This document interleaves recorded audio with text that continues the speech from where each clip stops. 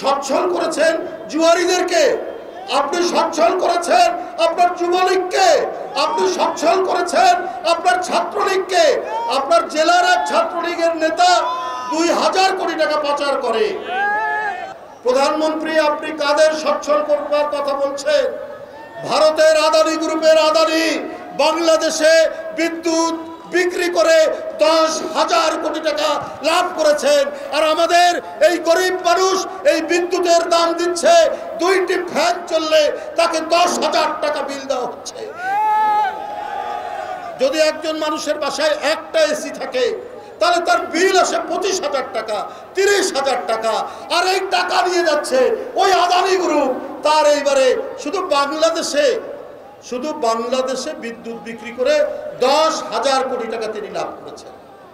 তাহলে আপনি সচ্ছল করছেন তো ভারতের ব্যবসায়ীদেরকে, আপনার ঘনিষ্ঠ লোকদেরকে, তাদেরকে আপনি সচ্ছল করছেন।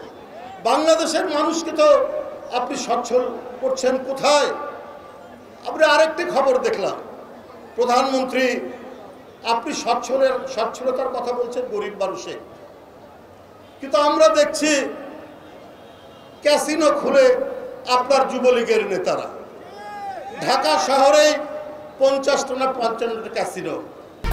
1, 2, 3 ঢাকায় জমি জিতে নিন 100% ক্যাশব্যাক সহ 20 কোটি টাকার পুরস্কার। আবার আজকে দেখছি অনলাইন জুয়াতে হাজার হাজার কোটি টাকা পাচার হয়ে যায় বিদেশে। এরা ক্ষমতাসীনদের ঘনিষ্ঠ।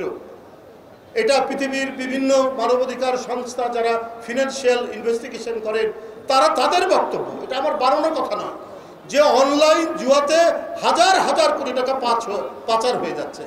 তো আপনি তো সচ্ছল করেছেন জুয়ারিদেরকে, আপনি সচ্ছল করেছেন আপনার যুবলীগকে, আপনি সচ্ছল করেছেন আপনার ছাত্রলীগকে। আপনার জেলার এক ছাত্রলীগের নেতা 2000 কোটি টাকা পাচার করে। বন্ধুরা আমার, এই হচ্ছে আপনার সচ্ছলতার নিদর্শন।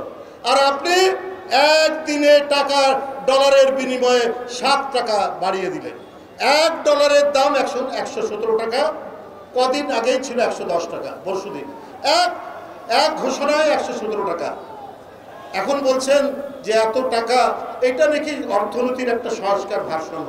কিন্তু আমদানি করতে গিয়ে যে প্রচুর টাকা চলে যাবে, আমদানি তো শুধু আপনার ক্যাপিটাল মেশিনারি না, শিল্পের যন্ত্রপাতি নয়, আমাদেরকে আদা আমদানি করতে হয়, রসুন আমদানি করতে হয়, পেঁয়াজ আমদানি করতে হয়। এই আমদানিতে ডলার লাগে। এই ডলার কিনতে যদি এত টাকা চলে যায়, 7 টাকা বাড়া মানে কি আপনার একবারে যোগ খুলে এসে হাজার হাজার কোটি টাকা হবে।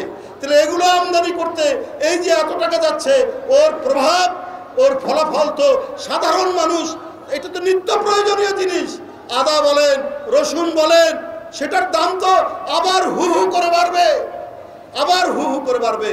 আপনি গরিব মানুষকে আরো গরিব করার সচ্ছল কি করবেন? ওদেরকে পদদলিত করছেন আপনি।